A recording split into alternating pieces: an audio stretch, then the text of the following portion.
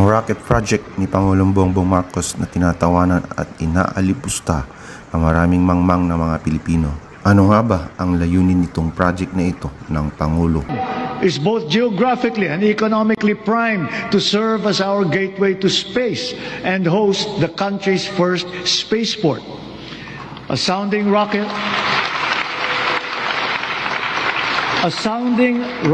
launch test is slated for next year. Yes, we are going to launch a rocket into space. This we will do in partnership with a South Korean aerospace company.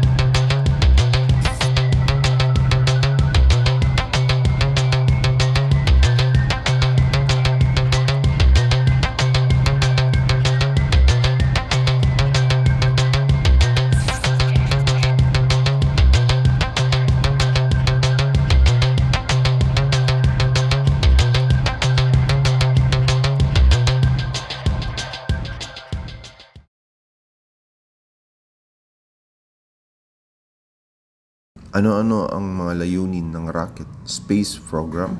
Una, makapagkaroon ng Pilipinas ng sariling kakayahang maglunsad ng satellite. Sa ngayon, umaasa ang Pilipinas sa ibang bansa para maipadala sa orbit ang mga satellite. Ang pangmatagalang layunin ay magkaroon ng sariling rocket at launch capability. Mas mahusay na pagmamanman ng bagyo at kalamidad. Ang mga satellite ay maaaring gamitin sa weather monitoring, flood disaster assessment, mapping at disaster response. Pagsasaka at pangangalaga ng likas yaman. Makakatulong ang satellite imagery sa agriculture, monitoring, coastal monitoring, ocean studies at environmental management.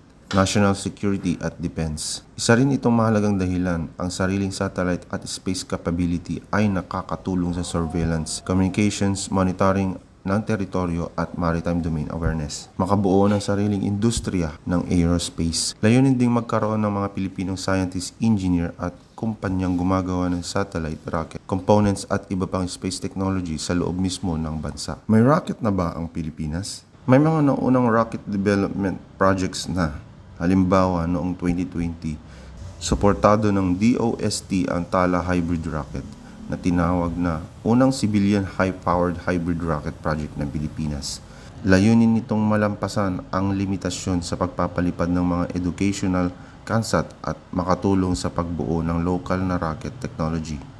Ang bagong proyekto ay ang unang liquid-fueled sound rocket launch mula sa lupa ng Pilipinas na target ilunsad sa Cagayan sa 2027. Ang rocket ay inaasahang magdadala ng local na payload na hanggang 2 kilograms at aabot ng hindi bababa sa 5 kilometers altitude. Ang proyekto ay isinasagawa ng Philippine Space Agency, PhilSA, DICT, Cagayan Economic Zone Authority, CEZA, ASEAN International Gateway, kasama ang South Korean Pargi Aerospace. May kasunduan sila para sa rocket development training at experimental launches. Layunin nitong maging unang hakbang tungo sa sariling Philippine spaceport at sariling launch capability para sa hinaharap ay mas kaya ng Pilipinas na maglunsad ng sariling satellite at maging bahagi ng commercial space industry. Mayroon ding mas lumang Santa Barbara Project, isang classified Filipino rocket project na binanggit sa mga National Space Development Documents bilang bahagi ng kasaysayan ng rocket capability ng bansa, not Acad of Science and Technology.